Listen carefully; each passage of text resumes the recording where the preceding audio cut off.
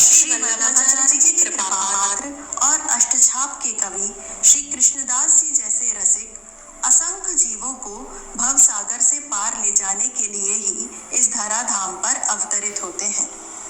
एक बार की बात है, कृष्णदास जी मंदिर के किसी विशेष कार्य से आगरा गए। वे वहां बाजार में कुछ सामान खरीद रहे थे। तभी अचानक उनके कानों में बहुत ही सरस गीतों की आवाज गई। तब उन्होंने देखा कि एक नर्तकी बहुत ही सरस, मधुर और कोमल कंठ से गान कर रही है। उसका सरस गान और सुंदर नृत्य देखकर कृष्णदास जी बहुत प्रसन्न हुए और वे तुरंत ही समझ गए कि ये जरूर कोई देवी जीव है। और उन्होंने सोचा कि अगर ये नर्तकी हमारे लाल जी के सामने नृत्य और गान करे तो निश्चित ही ये भव सागर से पार हो जाएगी। इस प्रकार विचार करके कृष्णदास जी ने उस नर्तकी को 10 रुपए दिए और कहा, क्या तुम आज रात्रि को अपने संगी साथियों के साथ मेरे निवास स्थान पर आकर नृत्य गान कर सकती हो? नर्तकी ने कृष्णदास जी के नेत्रों में वात्सल्य स्नेह देखा और हाँ कर दिया। फिर नर्तकी रात को अपने संगी साथियों के साथ कृष्णदास जी के निवास स्थान पर गई और कृष्णदास जी के सामने नृत्य गान किया।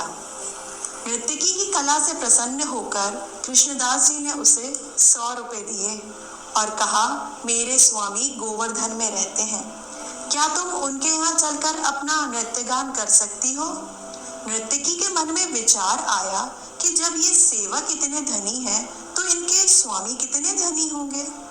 ऐसा सोचकर नर्तकी ने गोवर्धन जाने के लिए तुरंत ही अपनी सहमति दे दी। अगले दिन लोक लाज को भूलकर कृष्णदास जी उस नर्तकी को अपने साथ गोवर्धन ले गए।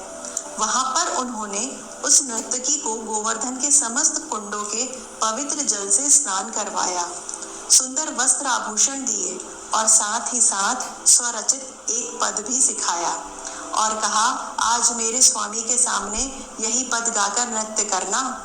फिर प्रभु के उत्थापन के दर्शन के बाद कृष्णदास जी उस नर्तकी को श्रीनाथ जी के मंदिर में ले गए और नर्तकी से बोले, ये है मेरे स्वामी श्रीनाथ जी, आज तक तुमने संसार के लोगों को रिझाया है, आज इन्हें रिझा लो। और साथ ही साथ कृष्णदास जी ने मन ही मन श्रीनाथ जी से प्रार्थना की, प्रभु आपके लिए हम आगरा से भेंट लाए हैं, इसे अवश्य ही स्वीकार करना नाथ। ज्यों ही नर्तकी ने श्रीनाथ जी के दर्शन किए, त्यों ही वो तो परम प्रेम में डूब गई, क्योंकि आज कृष्णदास जी के शुभ संकल्प से नर्तकी श्रीनाथ जी के विग्रह के दर्शन नहीं कर रही, अपितु वो तो साक्षात श्रीनाथ जी को नैन भरकर निहार रही है। और फिर उस नर्तकी ने श्रीनाथ जी को रिझाने के लिए नृत्य और गान शुरू किया। मेरो मन गिरधर छवि पर अटक्यो, कृष्णदास की ओ प्राण न्यौछावर, ये तन जग सिर पटक्यो। और सच में उस नर्तकी ने पद गाते गाते श्रीनाथ जी के रूप पर अपने प्राणों को न्यौछावर कर ही दिया, अर्थात उसके प्राणांत हो गए और वो सदा सदा के लिए प्रभु की नित्य लीला में सम्मिलित हो गई। अर्थात कृष्णदास जी द्वारा दी गई भेंट श्रीनाथ जी ने स्वीकार कर ही ली।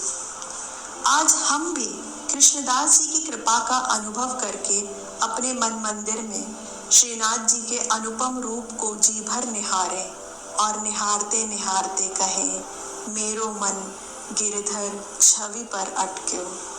और हमारा मन गिरधर छवि पर अटका ही रहे, उसके लिए हम बार बार कहते ही रहें, जय जय श्री राधे।